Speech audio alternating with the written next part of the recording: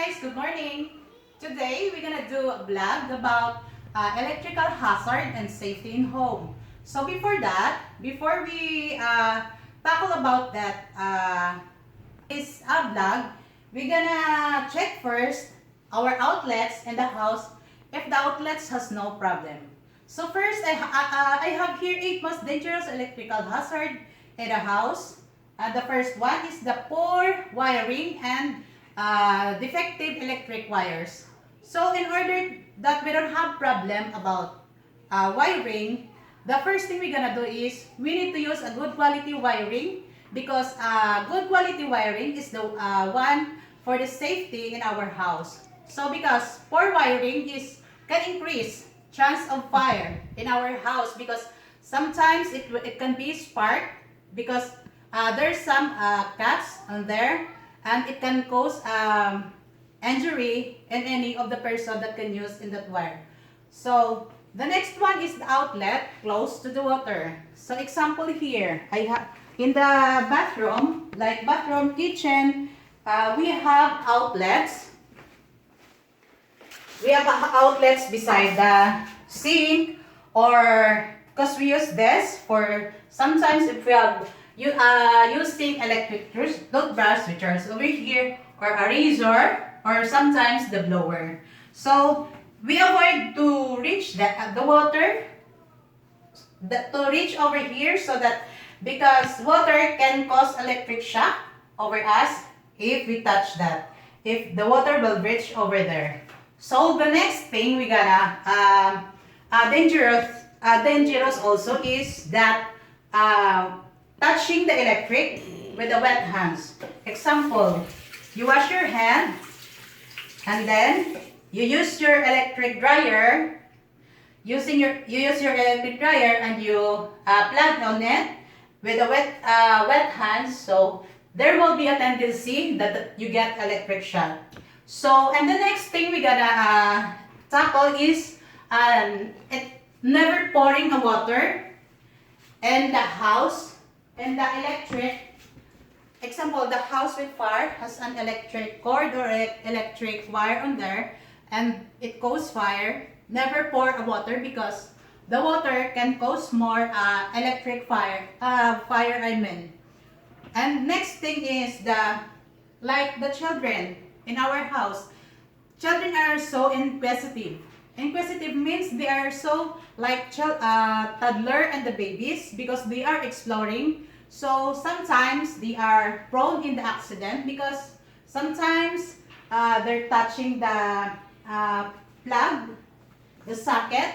So very important that we can use the cover for the socket so that it can't cause injury with the children and the toddlers in your house for the safety. So the next one is the extension cords like this. We have here the extension cords and this one.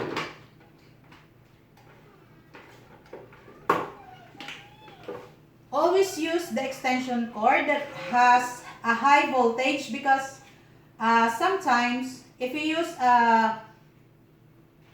extension wire that is low voltage and you put all this outlet with a charger or any appliances in the house, it may cause fire because it is too much voltage on it and it can cause short circuit and never like this charge this extension. Don't put never put all of this socket, all of this plug so that it can cause fire. The next thing we have is also that can cause hazard in the house is like the bulb. Like the bulb that we are using. Every bulb has a wattage on it. They have there's a wattage like this. Example of this.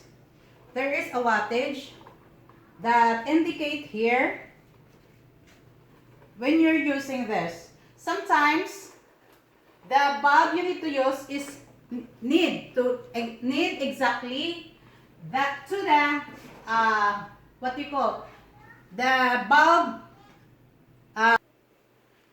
It is very important that we use the right wattage of the bulb to avoid fire in the house.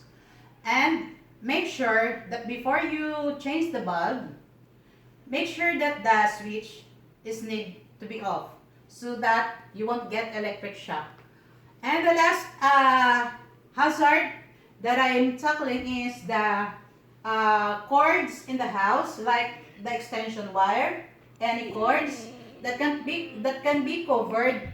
Don't ever cover the cord because cords need to be ventilation so that it won't get heat and it won't cause fire in the house.